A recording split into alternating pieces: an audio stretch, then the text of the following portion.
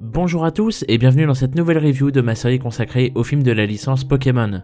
Aujourd'hui nous allons aborder le 16e film, le dernier de la 5e génération, à savoir Genesect et l'éveil de la légende. Pour ma part, et comme pour le film précédent, je me souviens avoir découvert celui-ci lors de sa première diffusion française, en octobre 2013 donc. C'est d'ailleurs à la même période que nous avions eu droit en exclusivité à une diffusion des premiers épisodes de la 6e génération en version française là encore. Cependant, et contrairement au film précédent, celui-ci ne m'avait clairement pas déçu dès lors de mon premier visionnage, hormis pour son générique de fin qui m'aura pour le coup moins marqué que les précédents, ce qui était d'ailleurs une première depuis le 7e film. Mais bon, c'est un avis purement personnel. Ceci étant dit, je vous propose de rentrer directement dans le vif du sujet. Un trait que j'apprécie tout particulièrement dans ce film, c'est sa thématique, faisant clairement écho au tout premier film de la licence, mettant ainsi Mewtwo en vedette. Alors certes, ici aussi il y a un Mewtwo, et non, il ne s'agit pas du même Mewtwo qu'à l'époque, mais ne vous inquiétez pas, on en reparlera plus tard. Le point important ici étant que même si le propos, si la thématique est similaire au premier film, elle sera cependant ici abordée par le groupe des Genesect, qui sont justement très semblables à Mewtwo. Car après tout, eux aussi ont été créés puis exploités par la main de l'homme. Sauf que là où les Genesect diffèrent de Mewtwo justement, c'est qu'ils veulent purement et simplement s'isoler, car ils voient tous les autres comme étant leurs ennemis, et non pas seulement les humains. C'est donc une tournure bien plus radicale, plus extrémiste même, qui fera ainsi diverger les deux points de vue pourtant à la base bien similaires entre Genesect et Mewtwo. Car pendant tout le film, ce dernier voudra simplement leur faire entendre raison sur le fait qu'ils sont semblables et que dans ces conditions, ils devraient coexister, surtout entre eux qui ont une origine plutôt similaire encore une fois. Et personnellement, c'est une tournure qui me plaît plutôt bien en vérité, car ce n'est pas simplement qu'une redite du premier film, c'est un clin d'œil certes volontaire, mais tourné différemment. De plus, en portrayant le chef des Genesect de cette manière, ce dernier devient ainsi bien plus menaçant, le tout nous redonnant cette petite mise en scène de Pokémon véritablement surpuissant qui n'a que faire de ce qui l'entoure hormis son propre intérêt. Pour être honnête, je suis particulièrement friand de toute la séquence durant laquelle Mewtwo et Genesect s'affrontent dans le ciel de la ville en mode hyper vitesse. C'est tout bête, mais je trouve que ça leur donne énormément de prestance et cela permet également de crédibiliser leur position de créature supérieure, pourrait-on dire. D'autant plus qu'ici, ils sont au beau milieu d'une ville encore une fois, ainsi les dégâts provoqués sont assez impressionnants.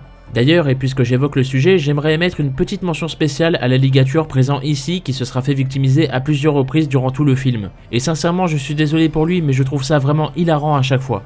Plus sérieusement, on peut également revenir sur le groupe des héros qui ne seront absolument pas exploités ici, bien malheureusement, mais dans un sens, c'est presque légitime vu que la majorité du conflit opposant Mewtwo à Genesect va surtout se dérouler dans les cieux encore une fois.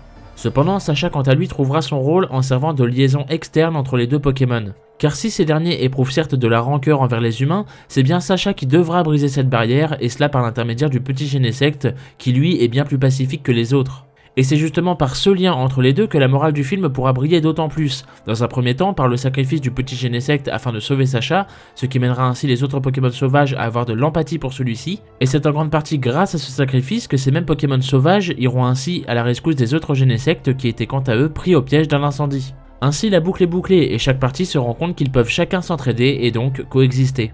Cependant, et le côté ironique de la chose ici, c'est que le chef des Genesect quant à lui refuse d'entendre raison autrement que par la force justement, créant ainsi une terrible fatalité. Sauf qu'ici, Mewtwo peut méga évoluer à sa guise et de manière plus ou moins gratuite, afin de finalement pouvoir dépasser ses propres limites comme il le dit si bien. Ce qui permettra ainsi à ce dernier de prendre Genesect avec lui et de l'emmener faire un petit tour du côté de la stratosphère. Et on arrive alors à cette fameuse scène du climax durant laquelle Mewtwo et Genesect se trouvent ainsi en orbite en contemplant la Terre. Et c'est une scène que je trouve à la fois magnifique mais aussi très explicite, notamment car pour le coup Genesect va enfin se rendre compte de sa situation en voyant tout simplement la Terre, à savoir cet endroit qu'il recherchait, cet endroit dont tout le monde vient, cet endroit où tout le monde est égaux.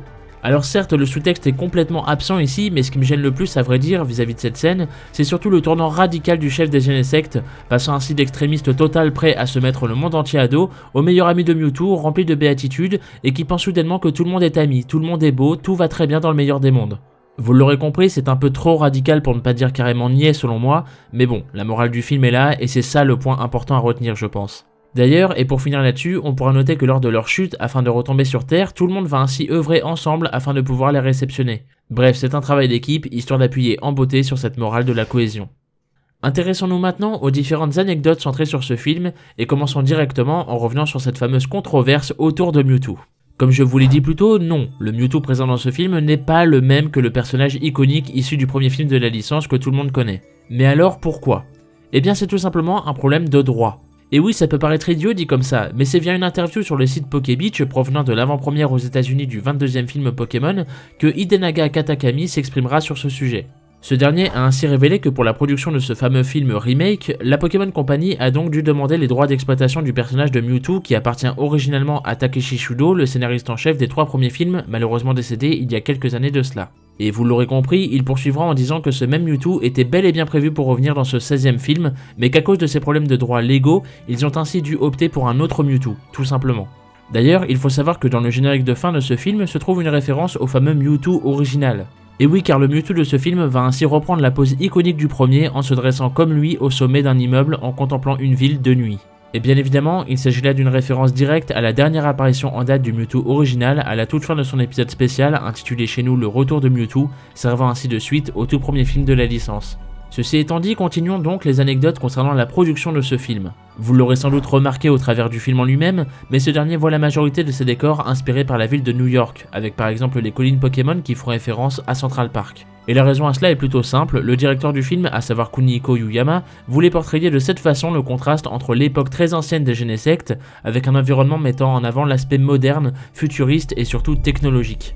Maintenant, penchons-nous plus en détail sur certaines anecdotes plus globales. Premièrement, il faut savoir que ce film est le dernier à avoir gardé sa bande-son japonaise chez nous, une pratique pourtant instaurée dès le 4e film centré sur Celebi et qui reviendra cependant avec le 21e film intitulé Le pouvoir est en nous. De plus, ce film marque la toute première fois où le dernier film d'une génération n'inclut pas de Pokémon d'une future génération. Mais malgré cela, ce film contient bel et bien un Pokémon doté d'une nouvelle forme qui, elle, ne peut être obtenue que lors de la prochaine génération justement. D'ailleurs, il est important de préciser que ni Mega Mewtwo et ni Genesect n'ont effectué leur début dans l'anime de par ce film. En effet, car pour le premier, Mega Mewtwo était déjà présent dans l'épisode spécial servant de prologue à ce film, expliquant par la même occasion pourquoi et comment arrive-t-il à changer de forme à sa guise. Quant à Genesect, ce dernier a fait ses débuts dans l'anime principal au cours de l'épisode numéro 119 de Noir et Blanc, intitulé chez nous Miaous, Nikolai et les rivaux de la Team Plasma. Et puisque l'on parle de l'anime principal, et pour finir sur cette partie liée aux anecdotes, selon vous, ce film est-il considéré comme étant canon? Eh bien figurez-vous que oui, et ce malgré le fait que dans notre version française exclusivement, Sacha semble avoir complètement oublié l'existence de Mewtwo. A vrai dire, c'est surtout du côté des Genesect que l'on trouve cette justification, car lors de l'épisode numéro 110 de Noir et Blanc, N découvre que la Team Plasma avait effectué des recherches sur les Genesect au sein de leur quartier général.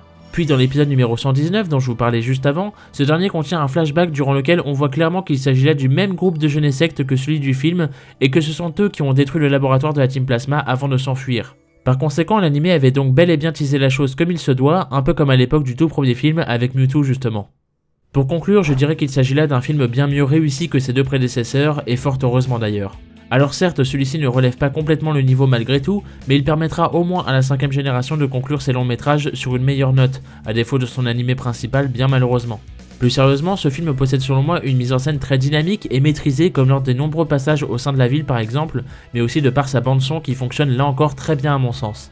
On peut également noter la fameuse thématique, reprise ainsi que le clin d'œil plus qu'assumé au premier film, et c'est une idée qui me plaît bien personnellement.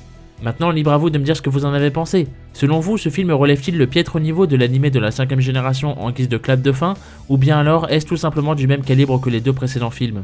Dans tous les cas, j'espère également avoir possiblement pu vous éclairer sur toute cette polémique autour du personnage de Mewtwo au sein de ce film, car je sais à quel point c'est un sujet sensible chez certains, et même encore aujourd'hui. Nous avons pu voir au travers de ces 3 derniers films que rien n'est jamais simplement noir ou blanc, mais la prochaine fois nous verrons que chaque ligne d'écriture est un fil tendu entre la vie et la mort.